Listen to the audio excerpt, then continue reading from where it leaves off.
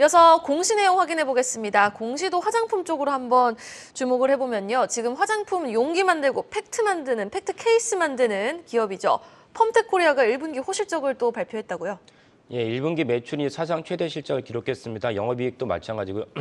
그 펌텍코리아는 좀 전에 얘기하신 대로 이제 튜브나 그다음에 이제 펌프라는 이렇게 눌러가지고 향기 같은 걸 나오는 걸 이렇게 만드는 건데 펌텍코리아도 사실은 뭐 대부분 다 이제 OEM이나 아니 다른 업체에 당연히 납품하는 거죠. 왜냐면 해당 펌텍코리아 제품이 이제 바로 소비자를 가는 건 아니니까요.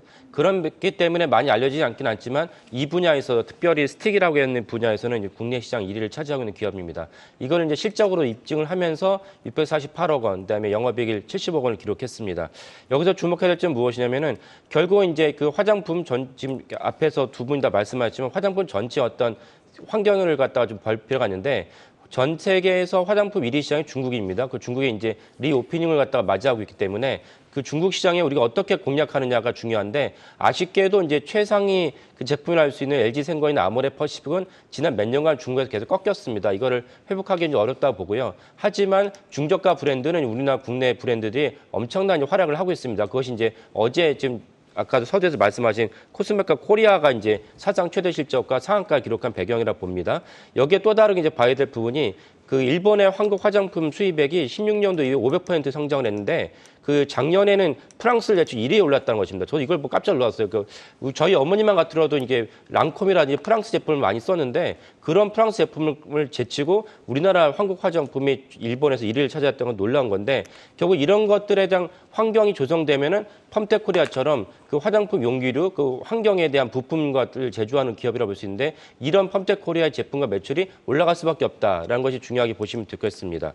그 펌텍코리아 경쟁력을 한번 살펴보면요. 펌텍코리아는 사실은 소량 납품종 갖다 생산하는 장점이 있습니다. 그러니까 심지어 여기에서 3일 전에 만약에 주문을 하더라도 생산이 가능하다는 것입니다. 그러니까 해당 회사 입장에서는 발주처에 비해서 엄청난 매력을 가진 펌텍코리아를 외면할 수가 없습니다. 이것이 또 펌텍코리아의 중요한 또 강점이고 펌텍코리아는 국내에서는 이제 올리브영을 또 주시하면 좋으신데 올리브영이 왜 그러냐면 올리브영의 중저가 브랜드가 많이 이제 매출을 갖다 차지하고 있는데 따라서 아까 말씀드린 대로 올리브영의 성장이 있으면 펌텍코리아 성장도 같이 나간다 이렇게 보시면 됩니다. 그러니까 주위에서 올리브영이 상장 기업이 아닌데 좀 아쉽긴 하지만 올리브영이 매장 계속 늘어난다. 이것은 펌텍코리아의 매출도 더불어 이제 증가한다고 보시면 됩니다. 참고로 펌텍코리아 수출 비용 22%밖에 안 되지 않지만 아까 말씀드린 대로 대부분의 제품이 사실은 펌텍코리아를 통해서 그 해외로 진출하는 것이기 때문에 사실은 이제 이 점도 이렇게 동시에 보시면 좋을 것 같긴 합니다. 마지막 또 공시로 마무리해 보겠습니다. 세계 최대 자산 운용사죠. 블랙록이 GS건설의 지분을 축소했다고요?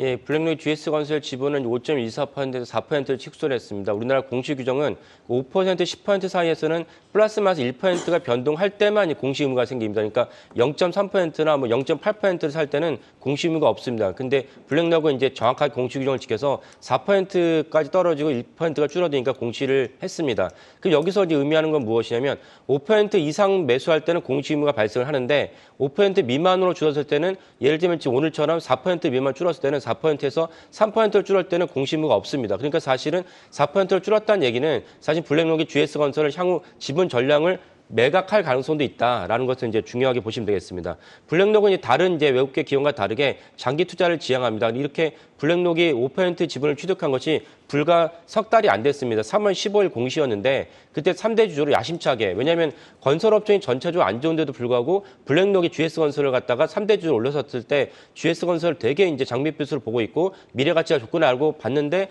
불과 3개월 만에 이렇게 4% 내란졌다는 것은 되게 이례적입니다. 이례적인 사안을 우리가 뭐 많은 시청자분들도 이해하실 텐데 GS건설이 최근에 인천 검단 신도시에 있던 아파트 건설에서 주차장이 붕괴하는 사고가 발생했습니다. 이것은 이제 최근에 있었던 현대 그 아이파크의 붕괴랑 비슷한 사안인데 이 후진적인 사고가 우리나라에서 계속 이루어졌다는 것은 되게 안타까운 일입니다. 아마 이 점 때문에 블랙록이 불과 이제 3개월 만에 지분을 축소하지 않았을까 싶습니다. 결국 이제 블랙록이 이렇게 지분을 축소했을 때 또 다른 우리가 배경을 살펴봐야 되는데 그것이 무엇이냐면 중대재해처벌법이 있습니다. 이게 뭐냐면은 원청업체도 하청업체가 사고를 저질러도 원청 기업에 이제 책임을 묻겠다는 것입니다. 그래서 최근에 원청기업의 한국재관 대표이사가 법정에서 구속됐습니다. 이게 많은 이제 충격을 줬는데 이전에 또 3피어 기업의 오너 정돈 회장이 의정부 지검에서 기소를 했습니다.